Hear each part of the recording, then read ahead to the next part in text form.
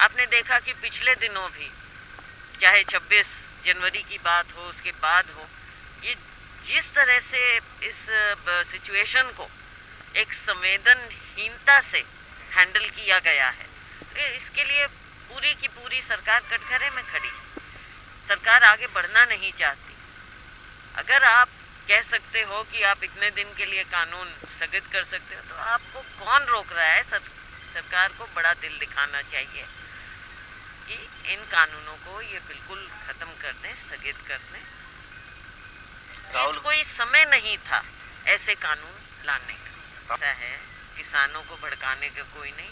राहुल गांधी जी ने सबसे पहले इन तीनों काले कानूनों के बारे में कहा था कि ये देश के हित में नहीं है, अन्नदाता के हित में नहीं है। सबसे पहले आवाज़ राहुल गांधी जी ने उठाई थी इसके बारे में, और लगातार चाहे पंजाब है, हरियाणा है, राजस्थान है, वो किसानों के बीच में रहे हैं, ट्रैक्टर यात्रा कर रहे हैं, किसानों की बात उठा रहे हैं। हमारे नेता हैं, कांग्रेस पार्टी मुख्य विपक्षी दल है, ये हमारा फर्ज है किसानों की और आम लोगों की, मजदूरों की आवाज़ को उठाना। देख रहे हैं कि इनकी कितनी संवेदनहीनता है, किसी के दर्द को पहचान नहीं रहे। जहाँ से हम उठे हैं, एक एक जिस ज़मीन से उठे हैं, उस अन्नदाता को, मजदूर को आप भुला दें। और ये जो मानसिकता है इनकी, किसी के दर्द को ना पहचानना और केवल अपनी बात को थोपना, आप देखिएगा आगे आने वाले समय में इसी तरह की इनकी जो सोच है, इसको पूरा जवाब मिल जाएगा।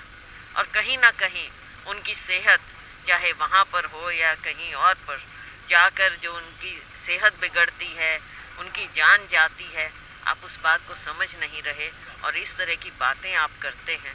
मत भूलिए कि ये दरबार जनता का दरबार, भगवान का दरबार होता है। पार्टी है, रीजनल पार्टी है, अकेले वो अपनी पार्टी के विधायक रहे, उनका फैसला है। जिस तरह से भी जो भी दिखाना चाहते हैं, अब बाई इलेक्शन होगा, फिर से चुनाव लड़ेंगे, क्या करेंगे, तो वो भी क्या हल होगा। अच्छा होता, ये लड़ाई होती है, ज़मीन पर भी होती है, सदन में भी होती है।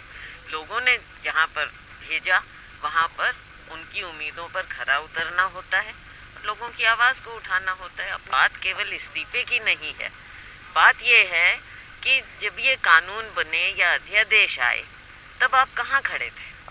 असली बात तो ये है, आप किसानों के साथ हैं या सरकार के और अध्यादेश और सत्ता के साथ हैं? सवाल ये है।